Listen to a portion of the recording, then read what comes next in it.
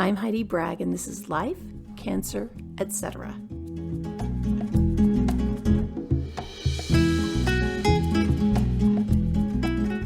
My goal with this podcast is to connect you with stories and resources that help you feel happier, more resilient, and less stressed, especially when you're going through hard times. Good morning. I wanted to let you guys know why I've kind of been missing in action or haven't uploaded any podcasts for the last couple of months. And the truth is I've just been exhausted. I've been physically and emotionally kind of just spent. We did a cross-country move. Our daughter got married out of state, which was amazing and awesome. And then we did an open house here. And I was already feeling kind of tired when I recorded the last couple of podcasts. And then I was prepping for my first visit back to Florida to go get all my scans and consults and procedures done. And I had to get stuff ready at work so I could be gone. I was anxious about what they'd find because there's no normal. There's kind of a range of what feels okay, but there's weird stuff that pops up all the time. And when you've got an upcoming appointment and you know you're going to get a PET scan and things don't feel quote unquote normal, at least for me, I don't know about everybody, but at least for me, that's pretty nerve-wracking.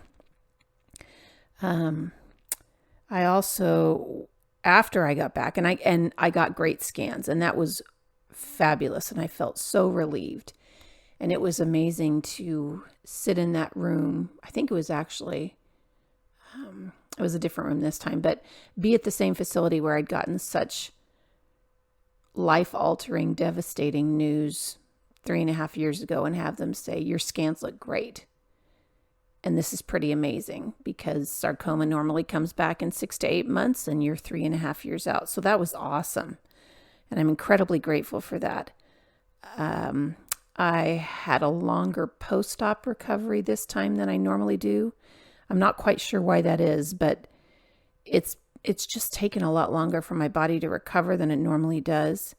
And then once I got back and I got all my test results, we have to figure out what to do about some of the underlying issues that exist, like osteopenia, which is the step before osteoporosis. But I've definitely had bone loss because number one, chemo does that to you. And number two, if you've had a hysterectomy and don't have estrogen that you're naturally making, it's really hard to maintain bone mass.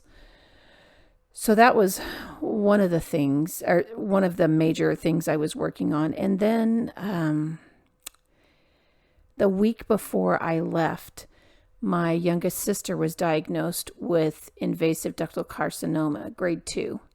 And actually, if you've listened to the podcast before, it's exactly the same type and the same grade that Ash Sivanantham had, because she doesn't have it now, but what she had when she was diagnosed. And Ash has been great about offering to help. So has Dr. Kavita Jackson.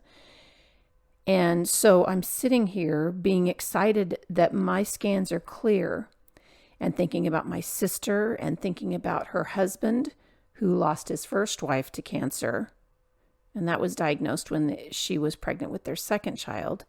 I'm thinking about the 6 kids they have together and that they have to go through this, the road they have ahead. And guilty's not the right word, but sad, and my heart just aching for them because we're on the other side of this and they're at the beginning. And trying to support them. She allowed us to set up a GoFundMe for them. Just trying to be there, trying to offer insight or at least share my experiences where she wants that and not make sure I'm not pushing to where she and her husband feel like I'm trying to interject myself into something that is very personal and very much theirs, but still trying to let them know we're here to support. With COVID, it's not like I can go there because they have younger children who haven't been vaccinated yet. And so and they live, half a continent away. So there's been a lot practically, and there's been a lot emotionally trying to negotiate that. I've also been working on my health. So moving here, as opposed to someplace that's incredibly flat and we were maybe, 20 feet above sea level, I've been trying to get better conditioned for the altitude, which isn't a lot, but it does affect my heart. And the fact that there's incline, I've been taking hikes up and down hills, trying to increase my stamina, get my cardiovascular fitness better than it has been. I've been working with a physical therapist who's also a trainer and a massage therapist to address various issues from all the surgeries I've had over the last 8 years, resulting problems after chemo, just basically improve my health. The concerns about osteopenia, so we're trying to address that with strength training and doing things that will help encourage the development of better bone mass. And then our strength training program has to work around, like I said, all the different issues. And then we're dealing with developing better joint mobility. So that's been something that takes quite a bit of time because I'm trying to do my physical therapy exercises 3 to 5 times a week. I'm trying to do the strength training workout 2 to 3 times a week. I go in for a massage pretty much weekly, and they work on all the issues that are exacerbated by sitting at a desk most of the week, or even standing at a desk and typing at a keyboard. So that takes time. I've had to establish care with local doctors. I'm still keeping all my Moffitt people, and we'll still be going back there every 3 to 4 months. But you also need local providers who, if something emergent comes up, can help you immediately. And so I've been establishing with specialists and a primary care physician here. And then I got asked to serve in and I accepted we call it a calling, to serve in a volunteer position at our church that involves a lot of training and figuring out how to make contact with local nonprofits and interfaith organizations and other religious leaders in the community and things like that. So that has taken a lot of time and a lot of mental space because I want to do this right and make sure we are serving our community well. As a Christian, as someone who's trying to be like Jesus, or at least as close as I can get, it's really important to me that we are being his hands on the earth, that we are doing the things he would want us to do for each other, the things he would do if he were standing beside me every day. And so I've been working on that. And in general, it's just been it's been an interesting season of life. It's a good one, and we're doing good things, but it takes a lot of energy. And I have to remember that while I'm in remarkable shape for all I've been through, my limitations are different than they were before all these cancers. And my body is different than it was. And I need to put, I think, more reasonable expectations on myself. And Kev always tells me to be kinder to myself than I think I need to be. And I'm working on doing that and not feeling bad if there are things that fall through the cracks. And sometimes the podcast is going to be the thing that falls through the cracks because I just don't have either the physical energy or the mental space or the emotional presence, I would say, because I really try to be super present for these conversations. If I don't have that, I don't feel like I can do a good job on an episode. And so sometimes I'm just not going to do one. So I would ask for your patience with me as I figure out how to navigate this new stage of life and settling into a new place to live.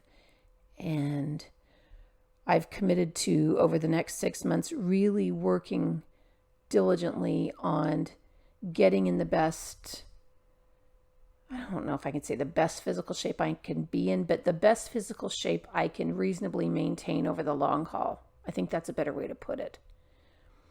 And so that is going to be a primary focus for me because I feel like it's really important. I'll be 54 in April, and I'd like to have a really good routine set up by my birthday. So if any of you have questions, you can submit them on our Facebook page, on Instagram. I think we set a contact form up on the website too. And we did. I just double checked. We did. So if you've got questions, if you've got a story you'd like to tell, if you've got suggestions for people you think would be great to talk with, that would give other people that strength and resilience that they might need to get through something difficult, please let me know.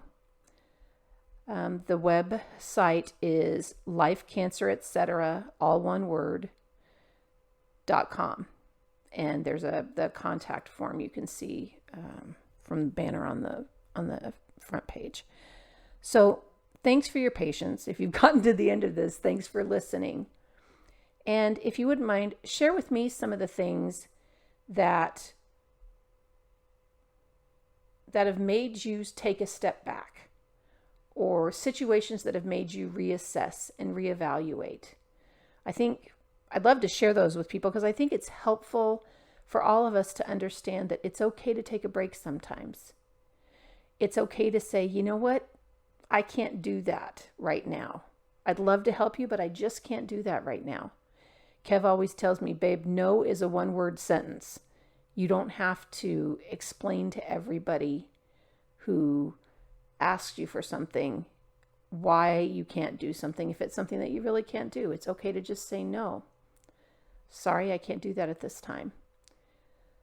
So if you've got situations you've been through like this or suggestions, please message me or use the contact form. I'd love to share those with other listeners. I think it's really great to normalize the fact that we all need time. We all need space sometimes. We all have limits. And respecting those limits, I think, is one way of really being kind to ourselves.